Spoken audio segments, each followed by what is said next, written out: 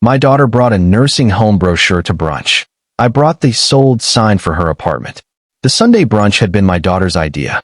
Mom, let's do something nice, Melissa had said over the phone. Just family. I believed her. I even woke up early to bake the cinnamon rolls she used to beg for as a little girl.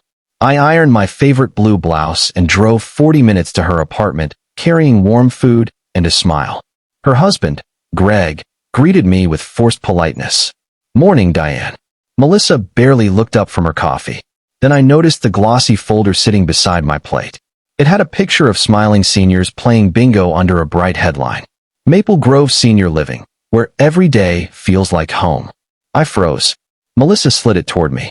Mom, she said carefully, we've been talking. Whenever someone starts with we've been talking, you already know the decision has been made without you. Greg cleared his throat. You've been living alone since Dad passed. We worry. I've managed just fine for 6 years. Melissa sighed dramatically. It's becoming too much. The house is big. The stairs aren't safe. I'm 68, I replied. Not 98. She ignored me. The community has nurses, activities, transportation. I looked from one face to the other. So this brunch wasn't really brunch. It is, Greg answered quickly. We're just discussing options. No, I said quietly. You're discussing my future. Melissa folded her arms. You can't expect us to keep worrying forever. That sentence hurt more than anything. Not because she worried. Because it sounded like I was a burden she'd been carrying. She reached into her purse and placed another paper beside the brochure. A waiting list application. I already spoke with them, she admitted. My appetite disappeared. The cinnamon rolls sat untouched. I smiled. Not because I was happy. Because anger has taught me that calm people surprise everyone. I actually brought something too, I said. Melissa looked confused. You did? I reached into my tote bag and pulled out a bright red sign. Large white letters. Sold. Greg laughed. What is that supposed to mean? I stood up and leaned the sign against the dining table. It means your apartment sold yesterday. Silence. Melissa blinked. What? You heard me. This isn't funny. I agree. She stared at me. You don't own this apartment. I do. Greg's face turned pale. Melissa looked back and forth between us. What is she talking about? Greg swallowed hard. I thought you knew. Knew what? He couldn't answer. So I did. 3 years ago, when Greg's business collapsed, the bank was preparing foreclosure. Melissa slowly turned toward her husband. I couldn't watch my grandchildren lose their home. So I quietly bought the apartment building through my investment company. Her mouth fell open. I never wanted you to feel embarrassed, I continued. So I never mentioned it. Greg whispered, Mrs. Carter. I raised my hand. You've been paying rent to my company for 36 months. Melissa stared at him. You said the landlord was some corporation. It is.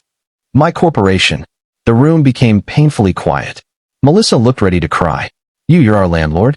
I've been your landlord. And every Christmas, when repairs were needed, when the heater failed, when the plumbing leaked. I smiled sadly. I approved every repair within hours. Greg lowered his eyes. Melissa whispered, Why didn't you tell us? Because family helps family. The irony hung in the air. She looked at the sold sign again. You sold the building? Last week. Her breathing quickened. What happens to us? The new owner takes possession next month. Greg finally spoke. We can't afford the new market rent.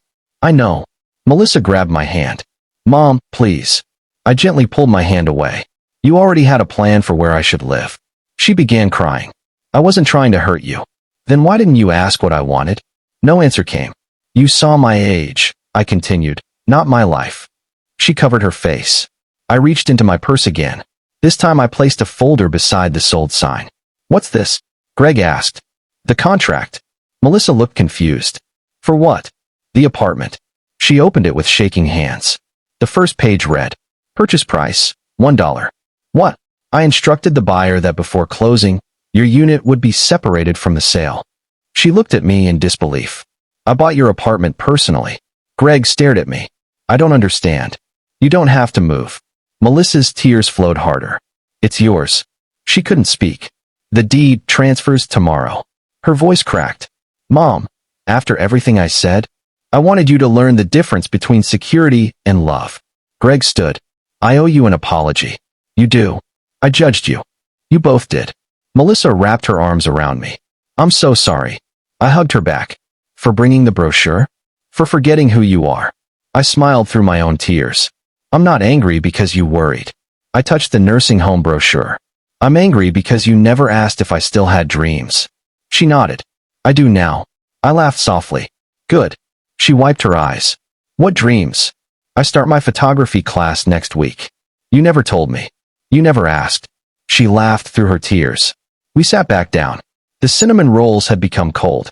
Greg warmed them in the microwave without being asked. For the first time in years, nobody talked about age. We talked about vacations, photography, the grandchildren, life.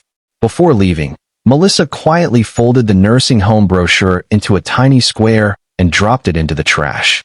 The sold sign stayed in my trunk.